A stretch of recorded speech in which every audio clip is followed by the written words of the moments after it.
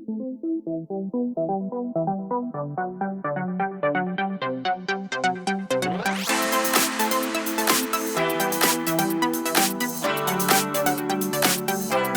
think I've already done a bit of an introduction to this bike, but I'm just about to start to disassemble it for powder coat and a complete refresh really. We're going to put it back to flying colours, and this will more than likely be my main race bike for 2025.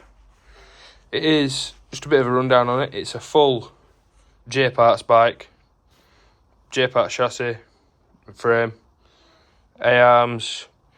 It's got the fancy CV joint prop shaft on it. It is fly-by-wire throttle, which is lovely. At the same time, you break one of these and that's 600 quid. Again, plenty of stuff. It's got a full steel hub all the way around, double piston brakes all the way around, J-Parts race discs, which I will freshen up by blasting them off. TFX long travel suspension, which I'm very excited to try out. Again, just bits that are going to get cleaned up. It runs very well. STM clutch set up on the secondary. Bigger radiator. There's plenty of secrets this bike holds on, not necessarily secrets, but setup and things like that, and why certain things are done certain ways. That's what I'm excited to dig into really with it. But I'll be stripping it apart over the next couple of weeks, hoping to get it apart before 2025 rolls around. Get it off the powder coat and built back up. In terms of speed, this bike is ridiculously quick. When I bought it, I had a quick test ride on it when I brought it home, and it made my current bike feel slow. And it's no slouches, the current bike I use. It just picked up it's an animal really. So I'm fairly sure it has high comp pistons in it. Not sure what's been done to the head. And as far as I know, there isn't a camshaft. There is a camshaft for these, but the main issue is nobody can find strong enough valve springs. It fatigues the valve springs very quickly, which then leads to them snapping, spinning your crankshaft, dropping a valve, camshaft, dropping a valve, and then your engine does all sorts of strange things like chuck pistons outside of them. In terms of, as a whole, it's a very solid bike. As you can see, plenty of bracing. I mean, that's extra. This tubing is all, I think it's standard size, but I think it's thicker wall. It's just a brilliant bike. Like, as much as J does charge, I say that wrong. J charges quality prices for an extremely quality product. Long and short of it. I used to quibble at the prices, but what you pay for is what you get. You get quality. He's tested it for ages, and so he earns the right to pay. You pay that price for what he researched on it. So yeah, just a quick rundown. The colours on this bike will be drastically different. I'm not sticking with this green and orange stuff. But yeah, it will be clean and fresh, and a few of my bits are set up, and a lot of this bits are set up. I think could make the best of both worlds. There's certain things on here that I'm definitely going to change. Like, I run double brakes, for example, and this only has a single. But my big issue is going to be fitting it around that throttle housing. Throttle housing. Because that fly-by-wire unit is a fair bit bigger than the standard cable throttle. The only other thing I dislike about this, as I've already mentioned, if you flip it and break that, that's a lot of money to replace. But it's more electronics, it's more things to go wrong. With what we ride, it's water, salt, sand, mud gets everywhere. And it's a lot harder to chase an electrical gremlin than change a throttle cable. It has been mapped via PowerVision. It's the older version, it's a PowerVision CX, but all the files are compatible onto PowerVision 3. It will be using think the 5.2 offset or 6.1 offset DWTs or IT wheels for this.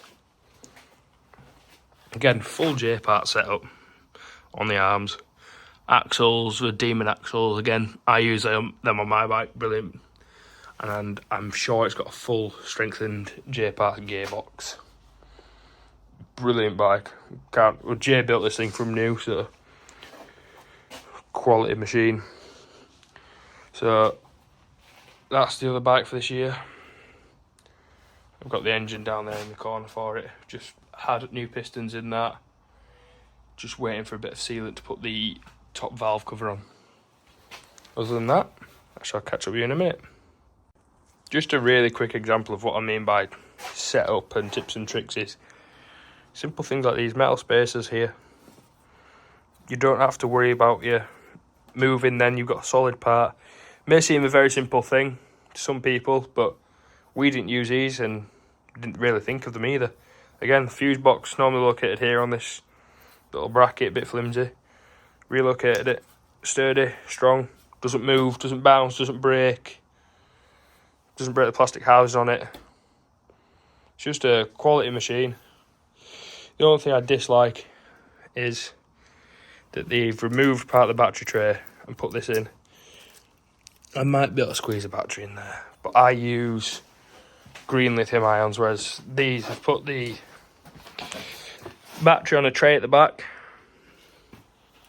Can't figure as to why. It makes just a bit of a pain to get on and off, get to your battery terminals. A bit harder to run wiring to, I suppose. Just a bit of pain. And of course, the batteries I use don't fit in that slot. So what we'll do is we'll just try this now. Catching. Will fit in width-wise, so I'm sure I can fit it down there. Might have to just make a bit of a buffer to hold it up a bit. But I might run a battery there. We'll see. It's all little things. Just little bits and bats that to learn from this bike. Again, sand. So like I've said now, it's a very well spec'd bike, but it just needs a bit of love and care. So it's getting fully stripped apart, and I hope to film a few bits of that. Complete colour change.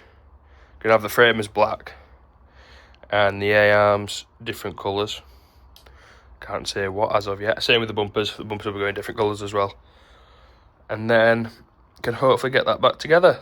But so far I've got the A-arms, well, the full rear set and uppers from the front to go to powder coat for this bike, which is holding me back on getting this ready. I've also welded in a skid plate, but I could do with a better welding helmet to help me see while I'm welding, because they've pretty much been welded blind and a couple of them are very terrible welds. Other than that, engine's there, rebuilt, done, finished, and this will be spare bike. Well, I say spare bike, second bike. So I'm gonna set them up differently for different tracks. So I know the tracks for the year for the British Championship. So this will be set up for some tracks, and this will be set up for others. And then after all of this, I've got that one to build to sell, which I think I've got someone interested in. Don't know whether it's going to be, whether they want it in standard spec or race spec. If you're interested, shoot me a message. Still up for sale as of yet. Other than that, loads of parts to go through, clean and sell. Just tidy up for the year. Hopefully get out on the e-bikes over the winter as well. I say over the winter, winter's nearly over.